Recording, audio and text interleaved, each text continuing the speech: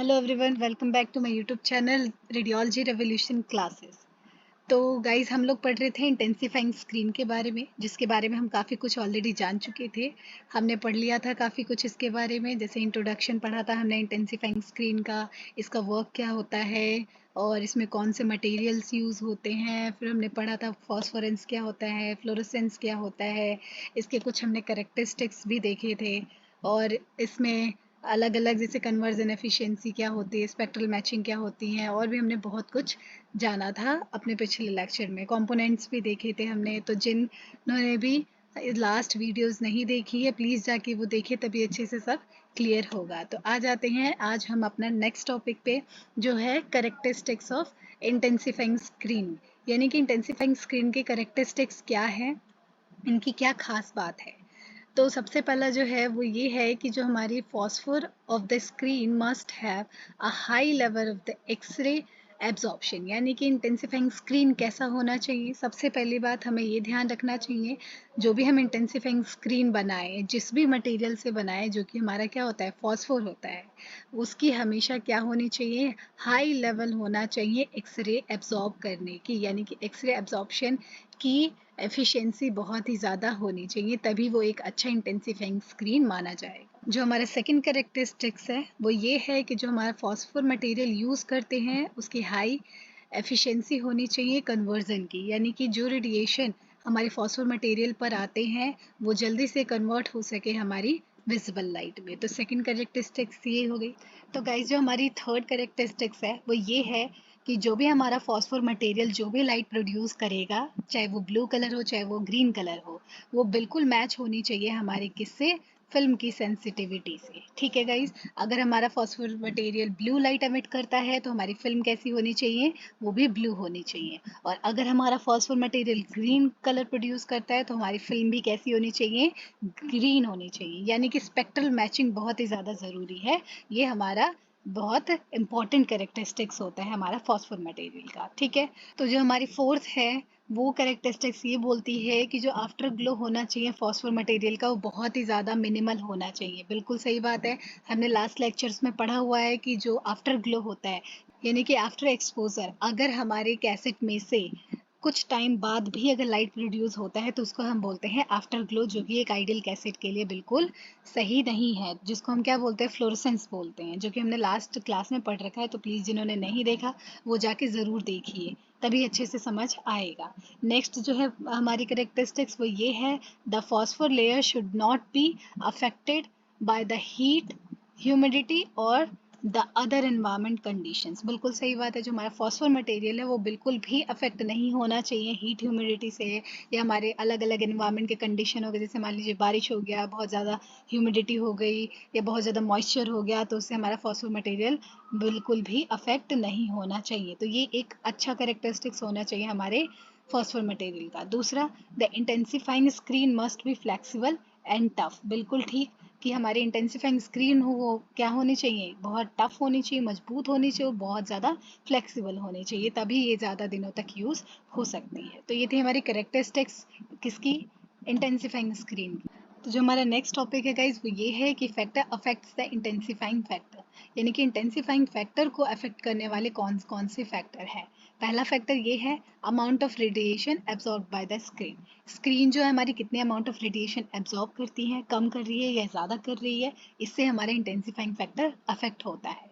The light conversion efficiency of screen, कि हमारी जो स्क्रीन है वो कितना अमाउंट ऑफ एक्सरे फोटोन्स को कन्वर्ट कर पा रही है वो विजिबल लाइट में। थर्ड है वो ये है the quantity of the light photons which reaches on the film, कि कितनी अमाउंट ऑफ हमारी रेडिएशंस है वो पहुंच रही है हमारी फिल्म पे। तो ये तीनों फैक्टर्स है जो कि अफेक्ट करती है हमारे इंटेंसिफाइंग फैक्टर को।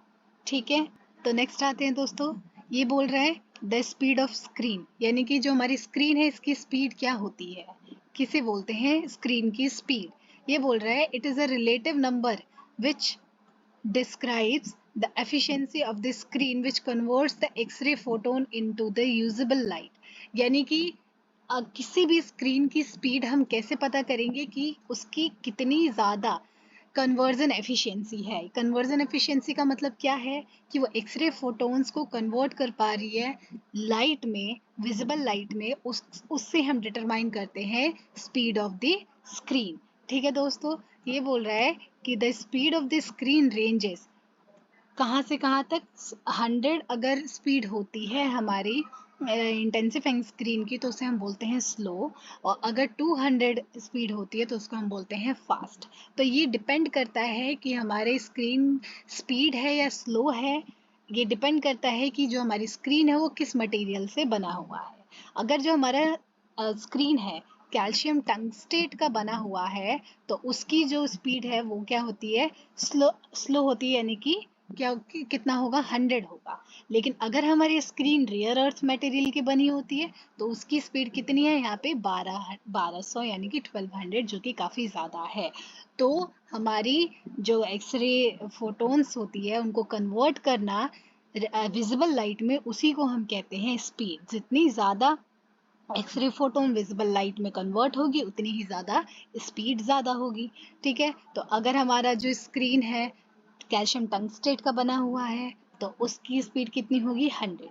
और अगर हमारा screen rare earth element material से बना हुआ है तो उसकी स्पीड होगी 1200, जो कि काफ़ी ज़्यादा है। इसीलिए आज के टाइम पे हम लोग जो स्क्रीन यूज़ करते हैं, जो फॉस्फोर मटेरियल यूज़ करते हैं, वो किससे बना हुआ होता है, रेयर अर्थ मटेरियल से बना हुआ होता है, ताकि उसकी स्पीड काफ़ी ज़्यादा हो। आ जाते हैं हमारे नेक्स्ट टॉपिक पे है, जो कि है टाइप्स ऑफ स्पीड। तो यहाँ पे 3 तरीके की स्पीड होती है। एक होती है फास्ट स्पीड, एक होता है मीडियम स्पीड, और एक होता है डिटेल। डिटेल जो होती है हमारी स्लो स्पीड होती है। फास्ट में क्या होता है, जो भी हमारी एक्सपोजर होगा उसका जो रिक्वायरमेंट है वो कि बहुत कम होता है इसमें।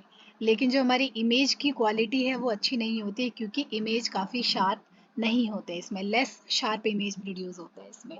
और इसमें क्या होता है, पेशेंट को एक्सपोजर भी कम लगेगा, यानी कि हम कम अमाउंट रेडिएशन दे के पेशेंट की एक्सरे तो ले लेंगे, लेकिन जो क्वालिटी होगी फिल्म की वो अच्छी नहीं होगी, उसमें काफ़ी ज़्यादा नॉइज़ होगा। तो हमारी फास्ट जो स्क्रीन होती है उसमें अमाउंट ऑफ रेडिएशन कम लगता है, लेकिन क्वालिटी फिल्म की अच्छी नहीं होती है। जो हमारी मीडियम एक स्क्रीन होती है उसमें हमारा medium speed of screen requires average exposure, यानी कि हमें एवरेज एक्सपोजर इसमें यूज़ करते हैं, ना तो ज़्यादा कम होता है ना तो बहुत ही ज़्यादा होता है। लेकिन इसमें क्या होता है, जो शार्पनेस होती है वो भी क्या होता है, मीडियम होता है। बहुत हाई क्वालिटी यानी कि अच्छी क्वालिटी का हमें इसमें फिल्म्स नहीं मिलता मीडियम में। लेकिन जो हमारी डिटेल्ड वाली है, यानी कि जो हमारी स्लो स्क्रीन होती है, वो क्या करती है, इनकी सबसे ज़्यादा शार्पेस्ट फिल्म प्रोड्यूस करती हैं ये।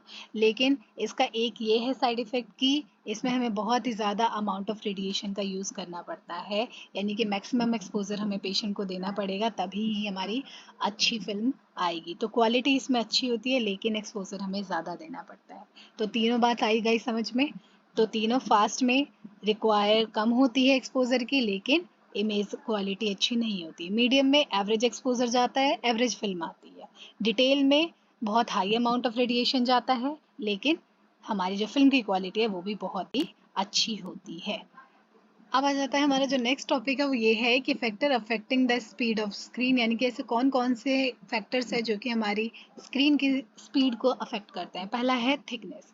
तो अगर हमारी, ध्यान रखिएगा, स्क्रीन थिक रहेगी, वो बहुत ही ज़्यादा अमाउंट में क्या करेगी, लाइट को एमिट करेगी, और इससे क्या होगा, जो हमारा जो स्पीड है वो बहुत ही ज़्यादा हो जाएगी। ठीक है, तो उसको हम क्या बोलते हैं, फास्ट स्पीड स्क्रीन। लेकिन हमने अभी पहले पढ़ा, अभी पिछले वाली स्लाइड में ये देखा था कि फास्ट स्पीड की क्वालिटी अच्छी नहीं होती है। ठीक है, जो नेक्स्ट है वो है साइज ऑफ द क्रिस्टल, यानी कि larger crystal has more speed but the poor sharpness. बिल्कुल, कि अगर हमारा फॉस्फोर मटेरियल के क्रिस्टल्स लार्ज होंगे, अगर काफ़ी बड़े बड़े क्रिस्टल से बना है, उसकी स्पीड तो ज़्यादा होगी लेकिन पुअर शार्पनेस होगा। हमें बस एक चीज़ ये ध्यान रख लेना है कि अगर स्पीड ज़्यादा होगी शार्पनेस कम होगी, यानी कि फिल्म की क्वालिटी अच्छी नहीं होगी। स्पीड को बढ़ाने के लिए थिकनेस बढ़ा सकते हैं हम, साइज, क्रिस्टल के साइज बढ़ा सकते हैं, लेकिन स्पीड तो तेज़ हो जाएगी बट हमारी इमेज अच्छी नहीं आएगी। दूसरा है type of material. The rare earth element screen has a high speed and good sharpness. And the requires less exposure for the required density. तो ओवरऑल जो हमारा सॉल्यूशन है वो ये है, अगर हम रेयर अर्थ एलिमेंट का यूज़ करेंगे तो यहाँ पे स्पीड तो हाई होगी ही होगी, लेकिन यहाँ पे गुड शार्पनेस भी होगा और यहाँ पे हमारा एक्सपोजर भी पेशेंट को कम लगेगा। तो यानी कि सारी प्रॉब्लम का जो सॉल्यूशन एक है वो है रेयर अर्थ एलिमेंट का यूज़ करना। यानी कि टाइप ऑफ मटेरियल आप कौन सा यूज़ करते हैं। पहले के टाइम पे हम कैल्शियम टंगस्टेट का यूज़ करते थे, अगर थिकर बना दो उसको तो भाई स्पीड तो ज़्यादा हो जाएगी लेकिन क्वालिटी कम आती थी। दूसरा, अगर उस क्रिस्टल को बड़ा कर दो तो स्पीड तो ज़्यादा होगी लेकिन क्वालिटी फिर से कम आएगी।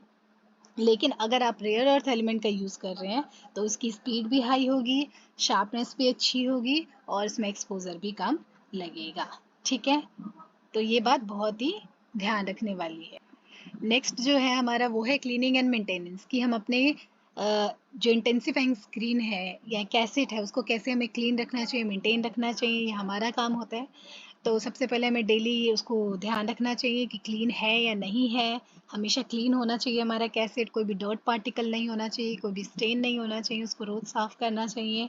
दूसरा, हमें साफ़ करने के लिए यूज़ करना चाहिए एंटीस्टैटिक सॉल्यूशन का, जो कि मिलता है हमें।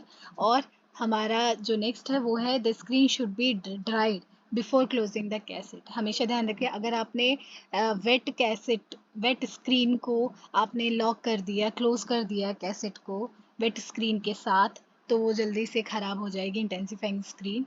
इसीलिए हमें हमेशा कैसेट को क्लोज करने के पहले हमेशा हमारी जो स्क्रीन हो वो सूखी होनी चाहिए, ड्राइड होनी चाहिए। इस बात का हमेशा हमें ध्यान रखना है।